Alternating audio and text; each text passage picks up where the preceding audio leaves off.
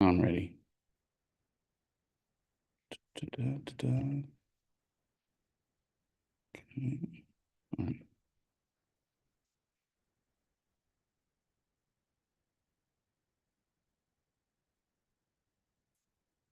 Okay, so the disorders that we're going to start with are what are called psychotic disorders. You may have heard a term where someone had a psychotic break.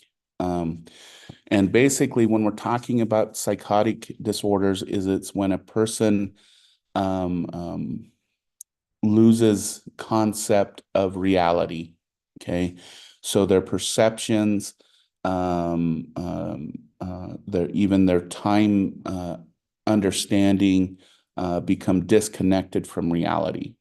And in some cases, such as the schizophrenia, it can include things like hallucinations of objects in visually, auditorily, olfactory that are not there. So it's a kind of a break from reality and an extra perception of something that doesn't exist, at least physically, within the environment. Okay. And um, so that's what we're working on. And of course, the first one we're going to talk about is schizophrenia. Schizophrenia is a disorder, and I'm just going to use a diagnostic criteria for these different disorders. Schizophrenia is when you have two or more, and this is kind of how the DSM works. Two or more of the following symptoms must be present for a significant time for at least a 1 month period. Um, and so when we talk about schizophrenia, excuse me, it can include any of these types of symptoms. Usually it needs to include at least two of them. Okay. The first one, of course, is delusions. You probably hear the stereotype of the delusion of someone being Napoleon. Other delusions include the things like the government is taking over the world through brain things, and so you put the tinfoil cap on your head, those types of things. Um, Hallucinations. Um, Again, it has to do with sensory. Hallucinations can include auditory, olfactory or smell, sight, and even touch and pressure. Okay.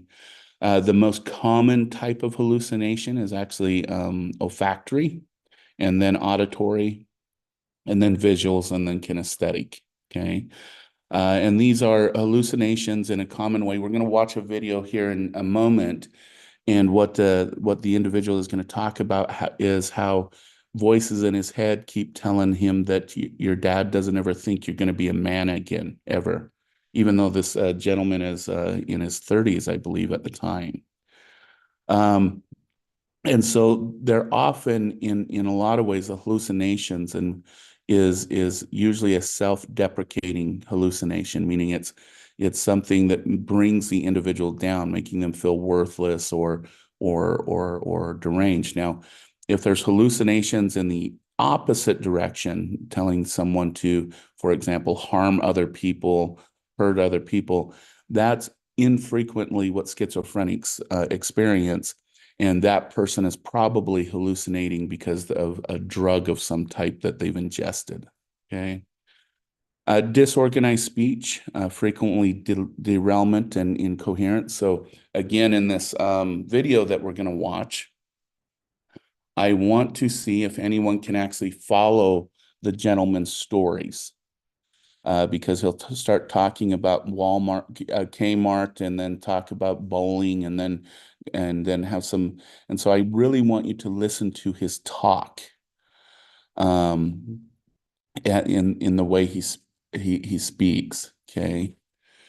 The fourth one is grossly disorganized, so or catatonic state. So I want to explain these two.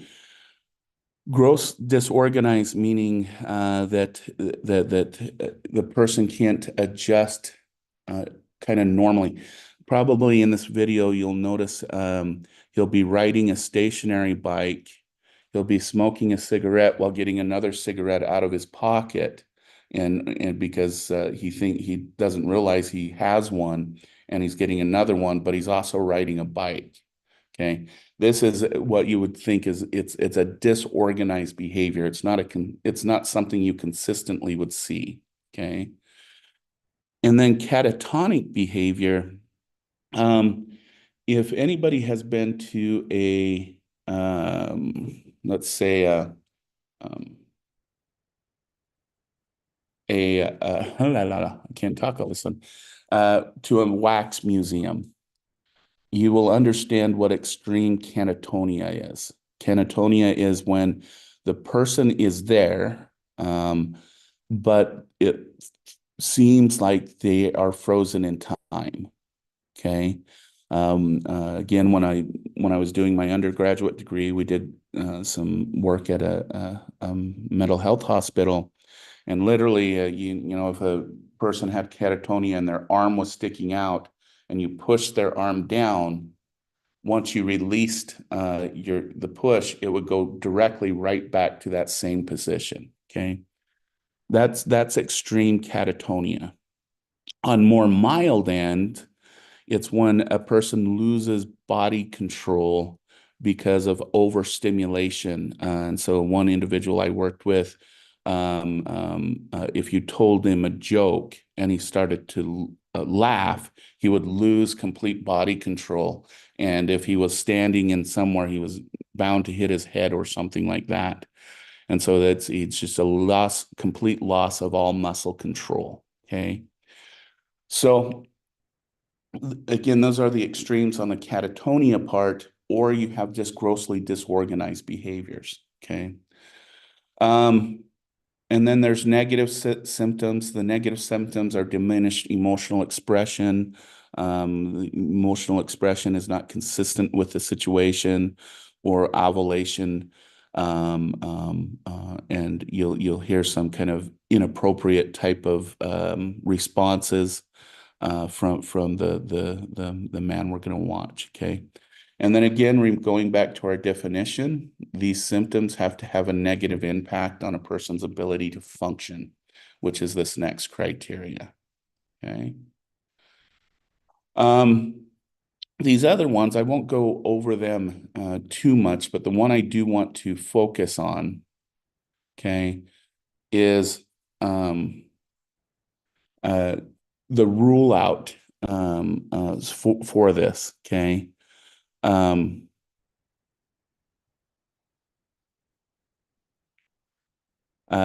because there's a couple disorders that we have to rule out before we can give the full schizophrenic definition. One is schizoaffective disorder, which we'll get to in a minute. It's where a person temporarily loses loss of reality due to some type of stressor in the environment. Okay. And we also rule out depression and bipolar disorders with psychotic features, because individuals with depression and bipolar can at times have delusional thinking, disorganized thinking, and fitting those criteria. So we need to rule that out as well.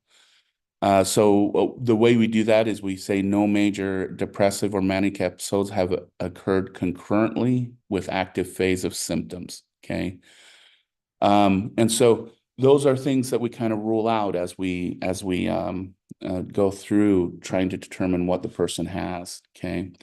And again, the other one is if a person was diagnosed with autism as a child, we only give the additional schizophrenia diagnosis if there's predominant delusions or hallucinations, because delusions and hallucinations are not common among individuals with autism, but their behaviors, those rigid behaviors, look very consistent between the two disorders. All right, and so this is that schizoaffective disorder, okay, where there's an uninterrupted period of illness during which there's a major mood episode, okay? So with schizoaffective individuals, The symptomology really comes on when they're going through a manic or depressive state. Okay. Delusions and hallucinations for or more weeks in the absence of major mood episodes as well. Okay. So again, in this one, we have to rule out things like drug abuse and medication or other medical conditions that might be contributing to this disorder. Okay. Right. We're going to watch a video of Bob, and what I want you to try and do is identify these 5 symptoms. And then we will go from there, just to kind of give a conclusion to this disorder here. Okay.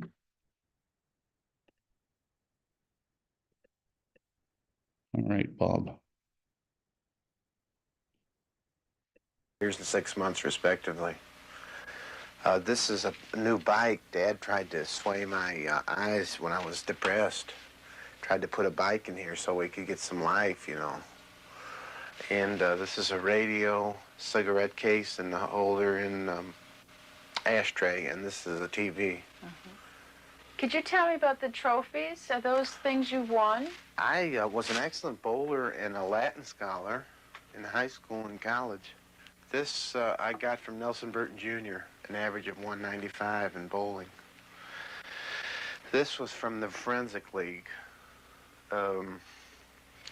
Seal of approval. Bob was once the captain of his high school's debating team. He now experiences extreme thought disorder and talks in a disconnected jumble of words. I know how to angle myself with the rest of the men, do you see? That's why I did that to Sue. That's why I did that to Aunt Ethel, you know. And I wanted Fritz and all of them to know, the praying mantis and the spider and the grasshopper, to know that I think it's very important that we act badly, but I think it's very important that we act in reality of what makes the world go round. You know, you're liable to go sliding off the curb into your death on a man that can't control himself. So really, the endless wins, whether it's no or yes. So I think bulk sometimes wins. In some of the cases, you know, the very agile cases, the bulk wins. But I think the most important thing the devil can do is to self-sacrifice and coordinate the Kmart walk so pleasure can be evened out. And in fact, I've really swayed my charms towards going forward into straighthood. But I think every doctor knows if there's no such thing to believe in straighthood and to go ahead forward into kidney stones and stuff like that, you know, Dad's a son of a bitch. But Bob, do you know how long you've been sick? about a year. Just recently? No, it's been about a year and 2 months. Bob doesn't realize he's been sick for 17 years. Could you give us a little bit of a description of what Bob was like as he was growing up? Yes, Bob was a very serious person from the first day he was born. We thought surely he was happy. He had just about everything. We spent a lot of time with him, and we loved him very much. This was our first child, and we had a lot of hopes and expectations of Bob, because he was a very smart fella, and his coordination was great in sports. He liked government affairs, he liked politics and the like. As I say, he excelled in math. He had 4 years of math in high school. He accepted the responsibilities of his homework on his own and did a bang-up job. He was an all-American boy. On the advice of a private psychiatrist, he said that he felt like he needed... In the beginning of Bob's illness, doctors advised his parents to commit their son to a state institution. I think that Bob's mother talks about why she decided instead to take care of Bob at home. he was in that state hospital for 6 months. And it was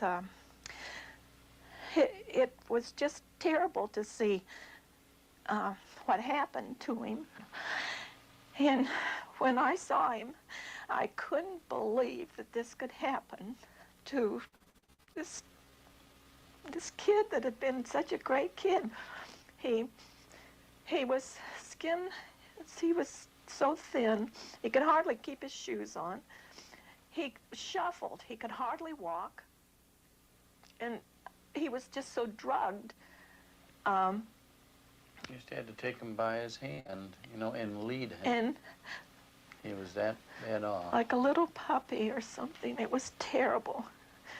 And I said to Cappy, I'll see this child dead before I'll ever let anybody do anything like this to him again. And we brought him home.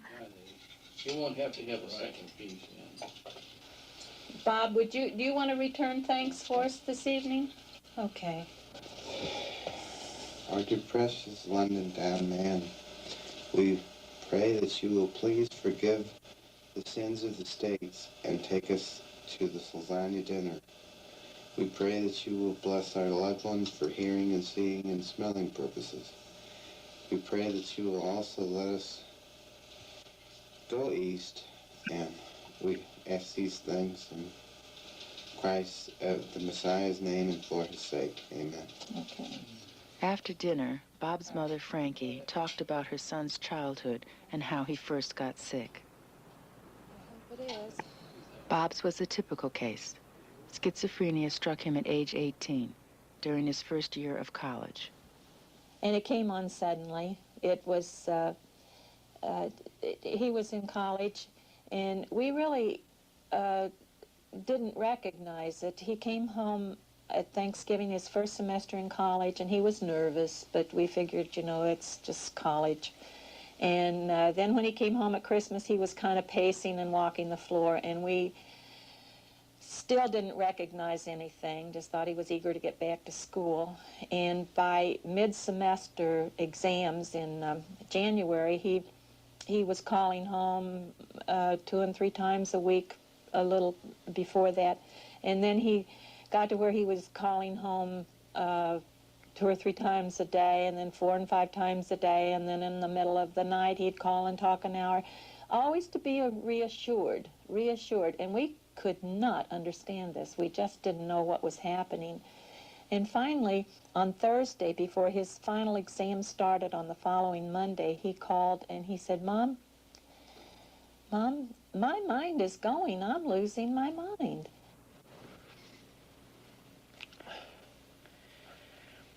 Are there some things you'd like to do? Yeah, What would you like to do? most of anything. I'd like to, I was going to say screw them.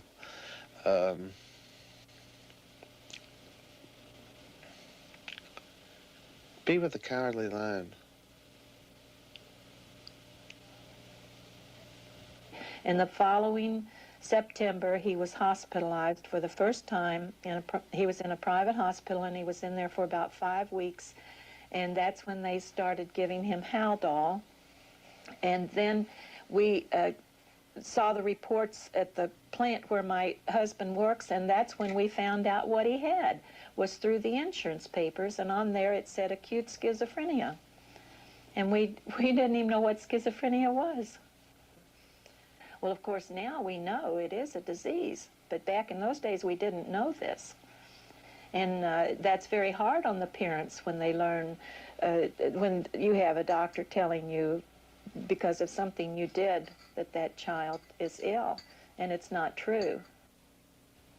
Scientists and doctors do not know what causes Is schizophrenia. an encephalogram. There are several theories for the onset of the illness.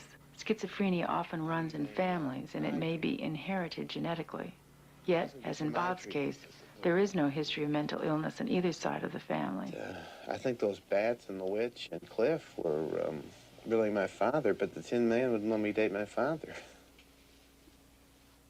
Too big, you know. Some scientists believe in biochemical theories, that there is something wrong in the metabolism of the brain.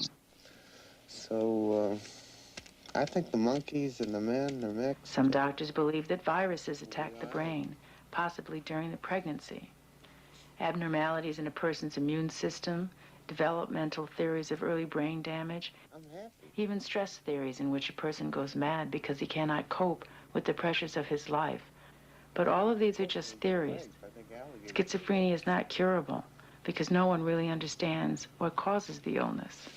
I think we need to fly over the Atlantic Ocean. That's what we need, yeah. You feel more like doing something? Oh, on the yeah. medicine?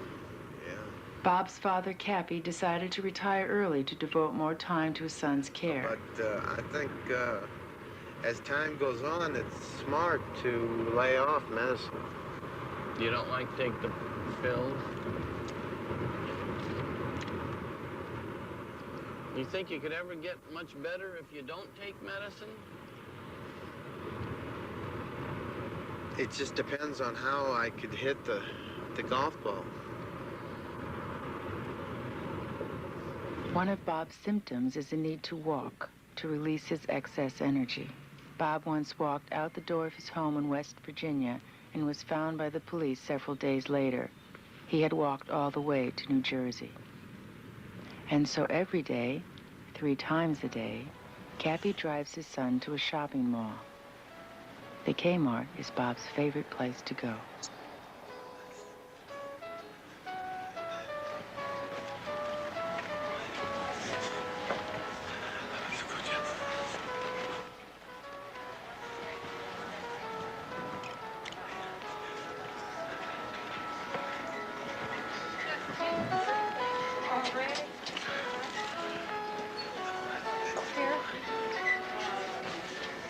Hi.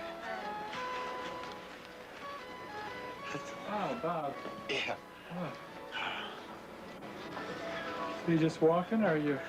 You know, Shopping. I just love to shop. Don't let us hold you up.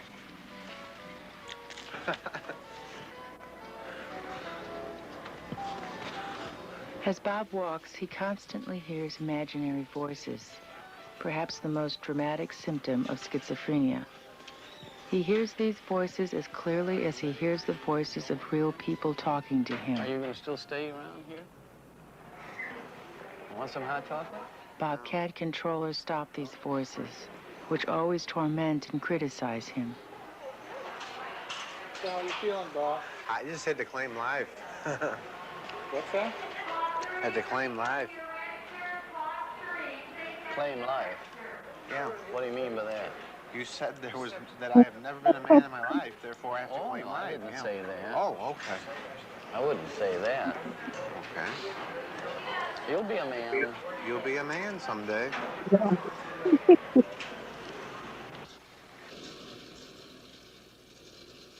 Bob is one of the 40% of schizophrenics that don't respond to any drug treatment.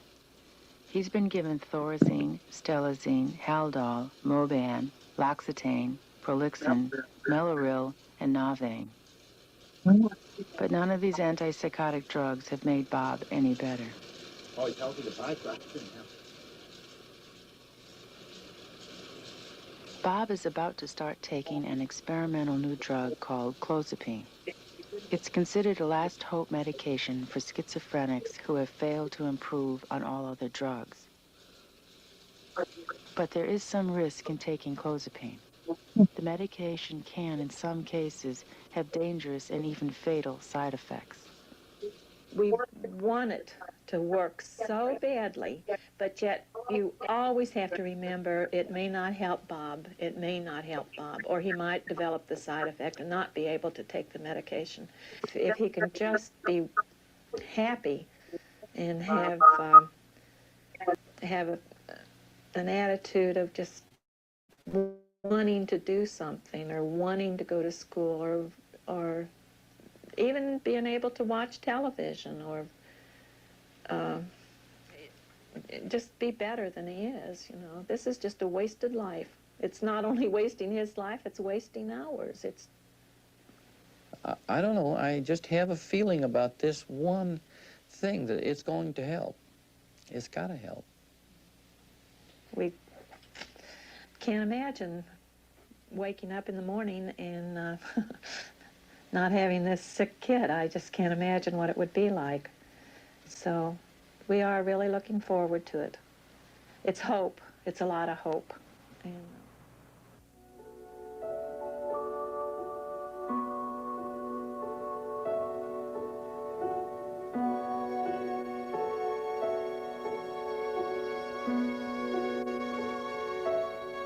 Bob didn't get better. His thinking started to improve, but he had a bad reaction to clozapine and had to stop taking it. Bob lost his balance and coordination, and today cannot stand up or walk.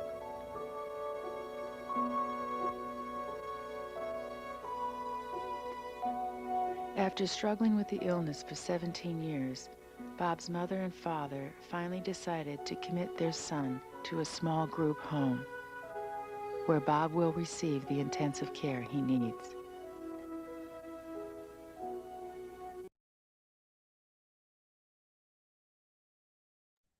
All right. So that's the story of Bob.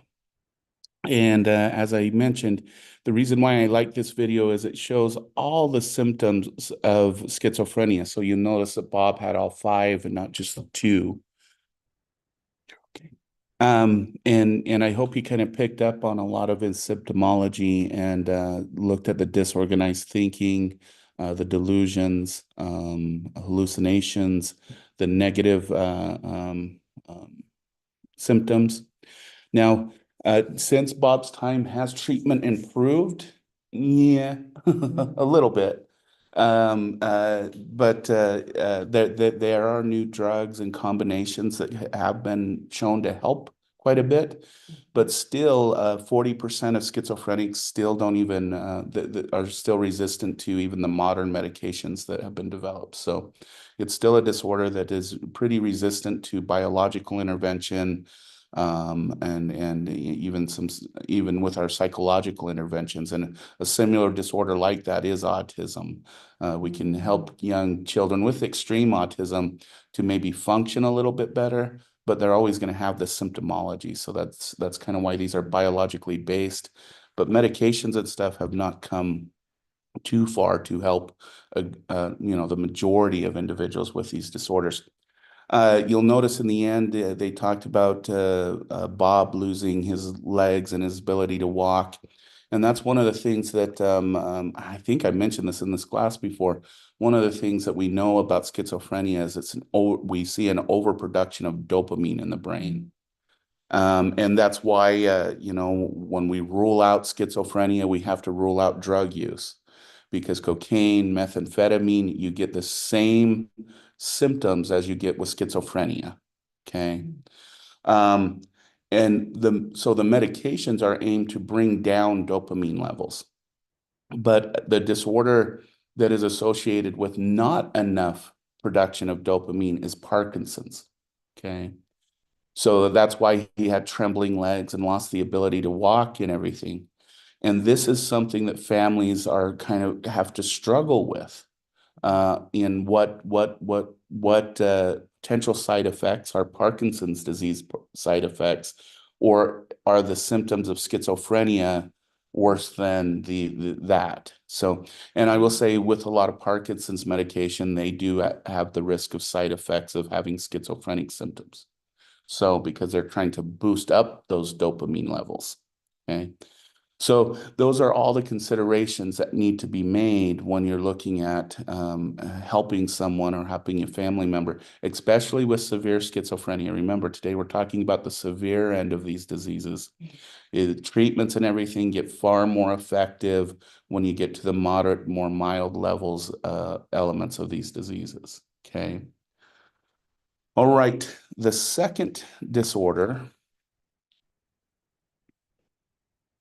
Here's the 6 months that I would like us to talk about, we're going to get into, because they're not talked about a lot, but we just got done talking about personality and personality theory in our last section. So I thought it would be good to talk about personality disorders. Okay. Now, what is a personality disorder?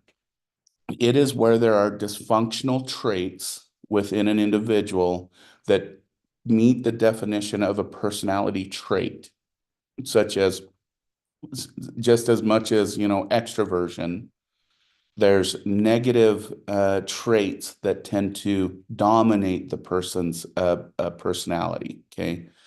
And we can put them into three clusters.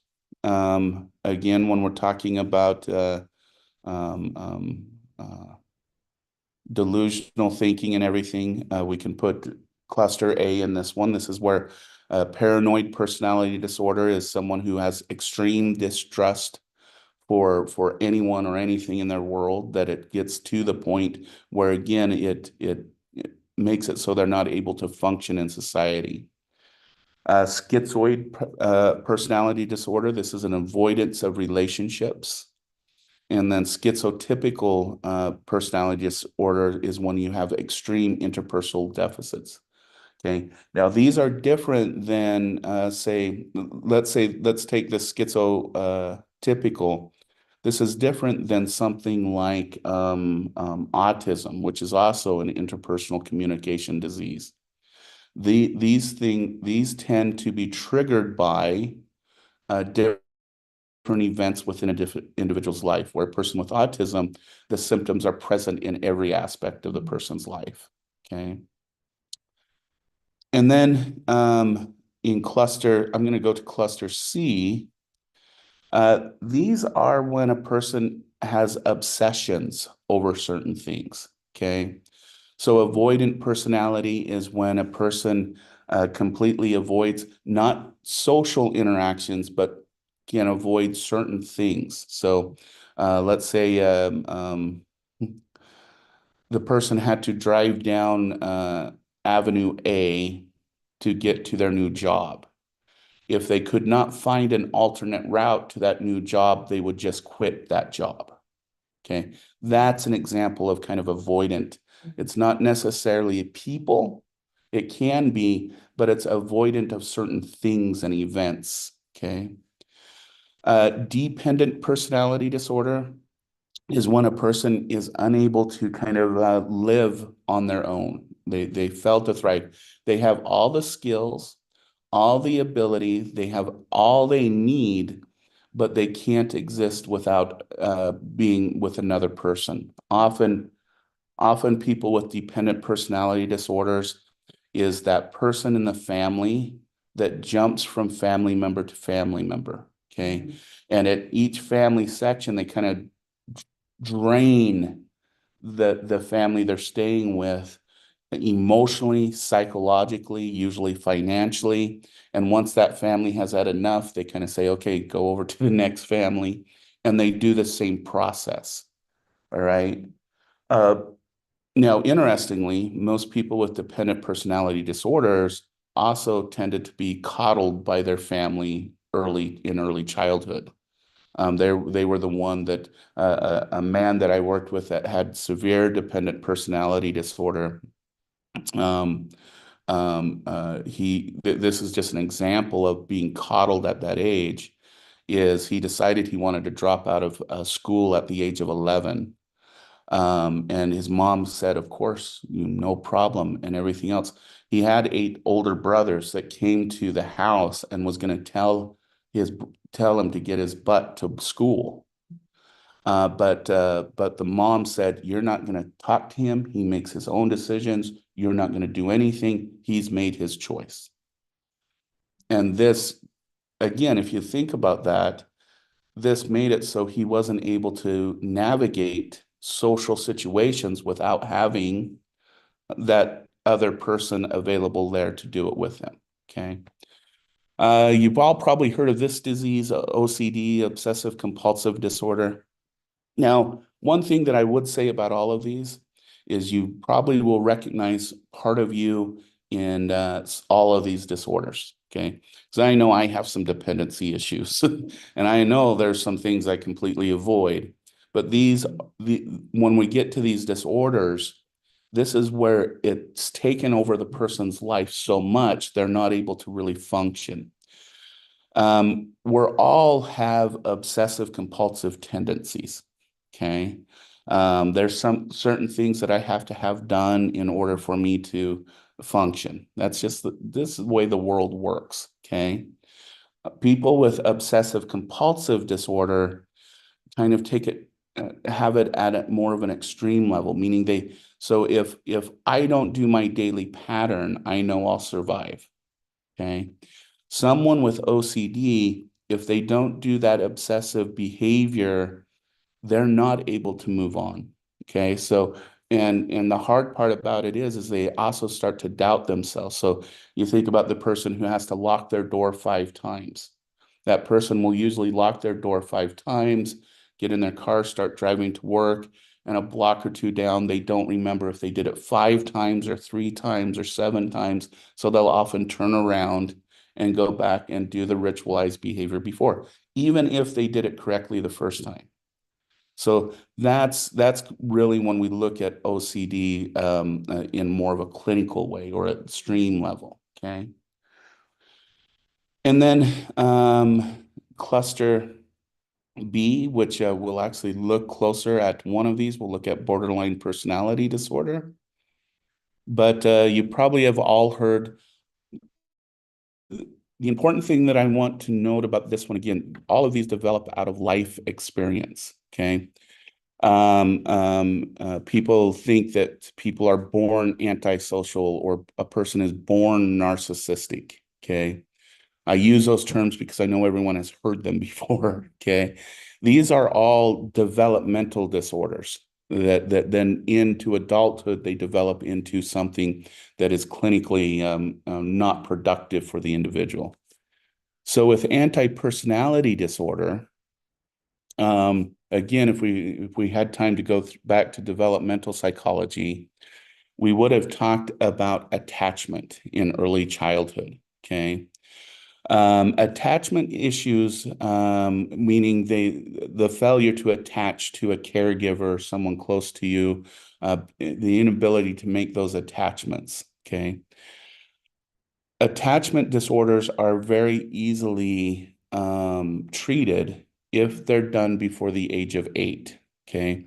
After the age of 8, most practitioners don't even continue with the treatment.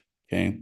I actually had a friend who did treatment and attachment disorders, and he always felt bad because once the kid reached the age of 8, they kind of kicked him out and had to bring in social workers and a bunch of other people to kind of take over the case because they have found that any treatment that is done after that point is just not effective from an attachment level. Okay. So attachment disorder tends to, and there's many pathways to this. So I'm just giving a common one to extreme antisocial personality disorder. Attachment disorder, if not treated or cared for or healed, we could use the word healed by the age of 8, tends to develop into what's called childhood conduct disorder. Conduct disorder is when the child acts out, they steal, they aggress against adults and other children. And then conduct disorder, usually then if it's not taken care of in the teen years, when they're going through rebellion and they have those conduct issues on top of that, this then tends to lead to what we call adult antisocial personality disorder. Okay. And the notion of antisocial is this idea that these individuals there's certain pockets or certain populations that they have an extreme hatred towards. Okay. So someone with antisocial personality disorder may just have an extreme hatred and want to harm people of, let's say, Asian American descent, or men who are not just violent towards their intimate partner, their violence towards, if it's a man to a woman, they're violent and antisocial against all women. Okay. Now, there is a difference. I mentioned in here before the idea of psychopathology. Okay. The difference between antisocial and psychopaths is psychopaths are unable to make some type of close emotional attachment with other people. Okay. Antisocial can create really close ties and have emotional relationships with their in-group. So you think about, for example, a neo-Nazi. They're able to have close emotional bonds with people who look like them and have the same ideology as them. Okay. And so unlike psychopathology, antisocial personality disorder, they are able to have emotional, psychological bonds with other people. And that's kind of the difference between those two. Histrionic disorder is usually when an individual is unable to, how do you put this? Act congruent with the situation. Okay, so on a simple level, histrionic disorder is the person who is laughing at the funeral and is crying at the birthday. Okay, their emotional understanding of how they should behave in a given situation is off. The difference is histrionic disorder is it's an extreme off. Okay, so I'm not just talking about someone sitting there and snickling and giggling and saying, "Hey, do you remember when the person who passed away did this? Wasn't that funny?" No, this is a person who is literally laughing out loud, hysterically, at a situation that is incongruent with the emotions they should be feeling. Okay. And then one that I hear a lot about lately is narcissistic personality disorder. Narcissism is basically this extreme love for oneself. Okay. And it's believed to grow out of people who on two extremes. We're seeing a lot of narcissistic individuals. Again, we're talking extremes here from low to high. We're seeing an increase of narcissism among children who grew up with the quote unquote helicopter parents, who protected and made that child the center of the universe. And that child could not do anything wrong. They couldn't do anything. And the parent protected anyone from being able to say to that child, "You were wrong." Okay. On that level, okay, that's one track to narcissism that we're finding. Okay. The other one is when a person just feels like they can't fit in with other groups. Maybe they didn't have the right social skills as a child, those types of things. And so they have to develop this defense mechanism because they don't feel like they fit in. So what are two ways that we can do that? Well, we can develop an avoidant or dependent personality. Or we can say, well, not say, but develop a personality where, well, if I'm not going to fit in, I must be the bomb. No one knows what I know. And so if I'm not going to fit in, I'm going to make people fit into my world instead of them negotiating into the social world. So that's narcissistic personality disorders. And there's different ways they can develop. And I'm only giving some examples of how these disorders develop. It's not, this is more of a simplified version of these disorders. So I just want to make sure I bring that up.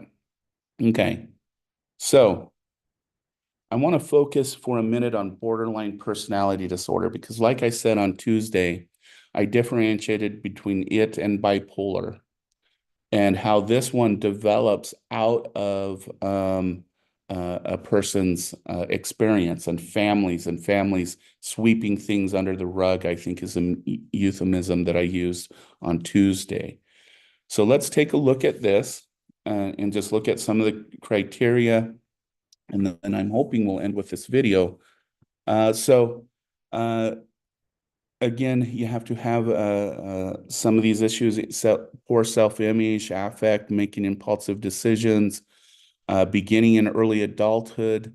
And so some of the symptoms that are associated is this frantic effort to avoid real or imagined abandonment, patterns of unstable, intense interpersonal relationships, characterized by extremes of idealization and devaluation. So this is where a person puts their partner on a pedestal and says they are the most awesome person in the world, and then can just like switch like a switch and starts telling them they're the scum of the earth. They're, I worked with one person that had a larger husband, and she would idolize him, but just like that, then she could start saying he's a fat slob. No one would ever like him like I do. He's worthless. He's a piece of blank, blank, blank. Where on the other hand, he's actually put up with it. I'm sorry. He was a very nice guy. But that's the idea, though, that that switch for borderlines happens very quickly. There's identity disturbance by persistent unstable things like self-image, I can't talk, and sense of self. Impulsivity,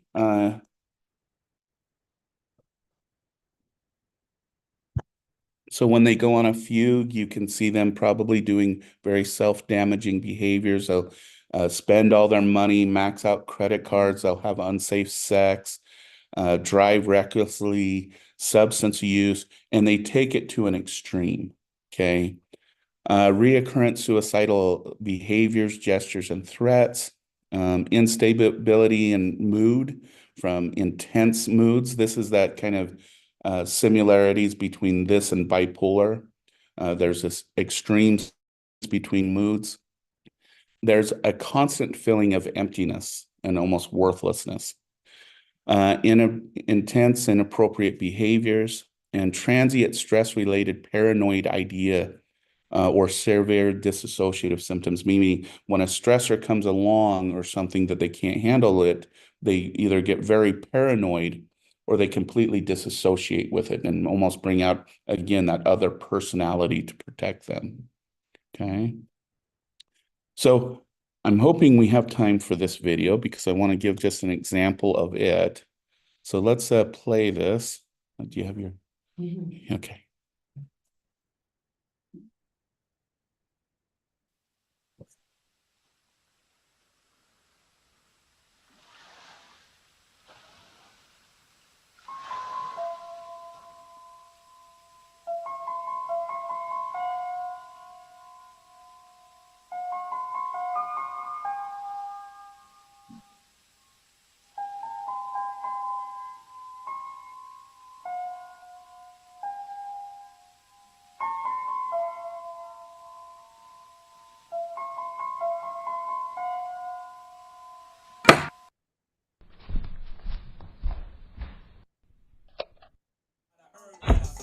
Cheddar. I set fire to your empire. I blow smoke in your face, burn tires. Yes,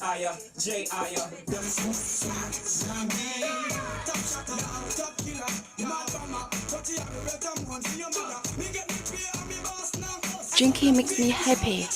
It makes my blood circulation run faster, making me feel hot and energetic.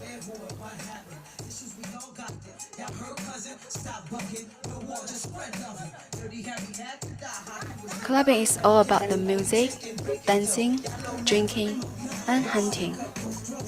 That is why I love it there. When I wake up in the morning, I like taking photos of the guy who is sleeping next to me. I just think they look so beautiful, and I want to capture that moment.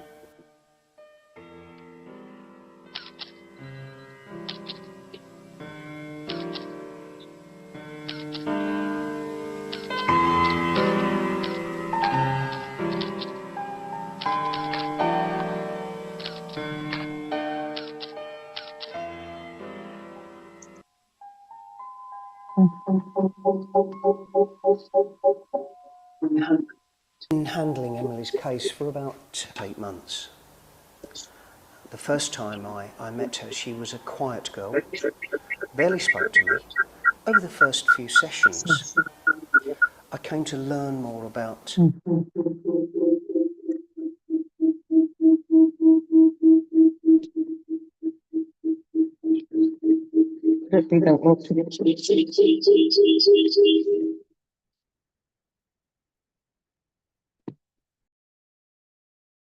of working with Emily, I began to formulate some ideas around the problem. I was beginning to think that we perhaps were working with someone suffering from a borderline personality disorder.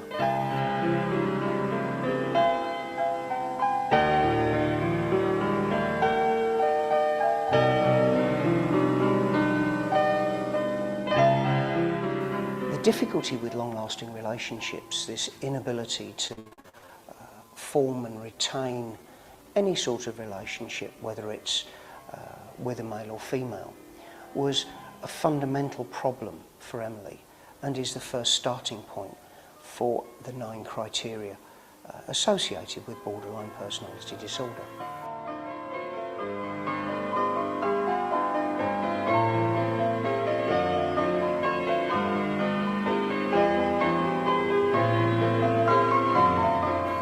And we could see in Emily's case this apparent addiction to promiscuity, to alcohol and substance abuse.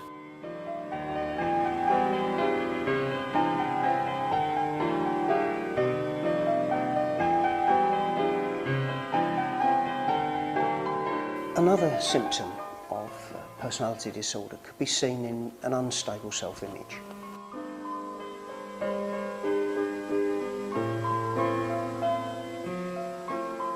Emily, like other personality disorder sufferers, had this problem of feeling tremendously empty, of not belonging.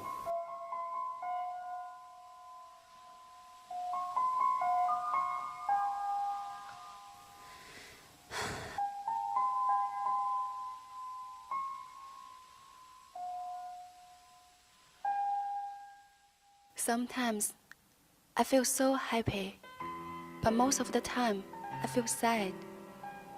It's like I'm alone, empty, hopeless, and in pain. All at the same time. I really don't understand myself. Borderline personality disorder can occur in any social class, in anyone. You can find that some families have what's referred to as the perfect family syndrome, where issues are brushed under the carpet, not acknowledged.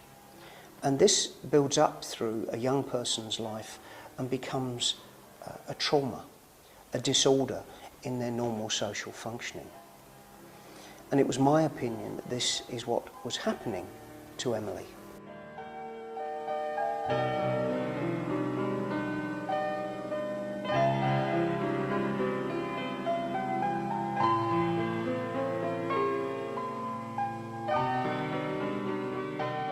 Further definitions of personality disorder can be seen in unnecessary emotional outbursts, the failure to control one's immediate reactions to a given situation, not applying social skills.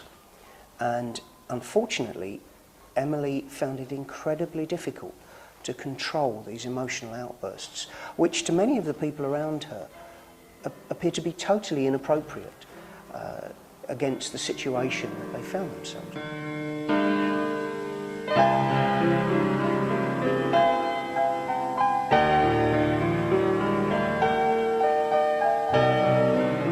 I try my best to look happy, but I'm dying inside.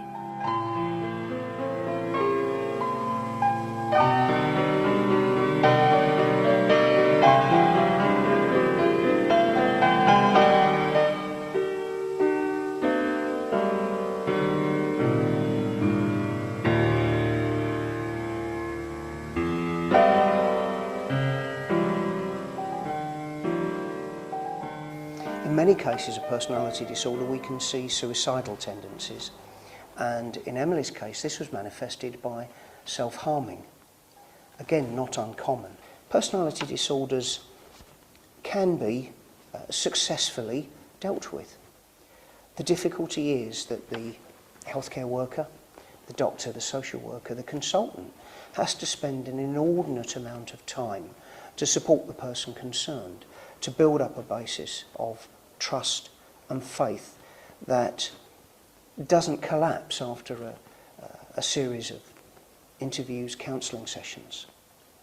And in Emily's case, that was what was required. It is possible to achieve 100% success when working with borderline personality disorders, but we can never ignore the commitment and time and requirement necessary to help people suffering from this condition.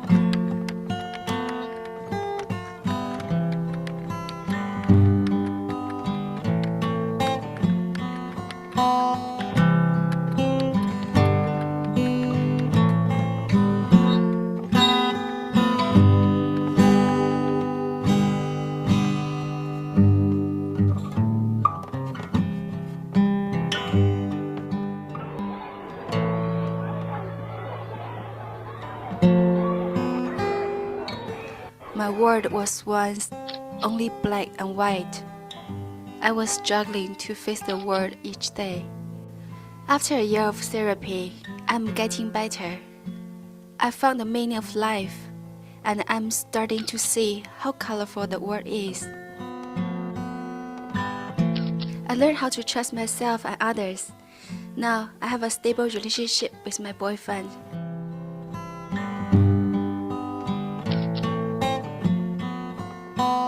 I have faith in myself now, although it may take some time. I believe I can totally overcome borderline personality disorder one day.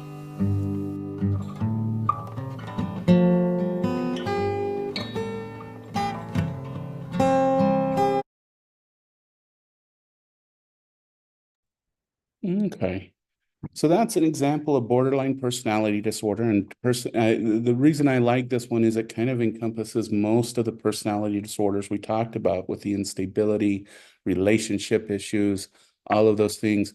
The other thing that I think also is to consider is that a lot of times, as I mentioned, bipolar and borderline tend to get misdiagnosed with each other. And that tends to be an issue too. So I wanted to highlight this one. Let me think. Oh, we're back to this. All right.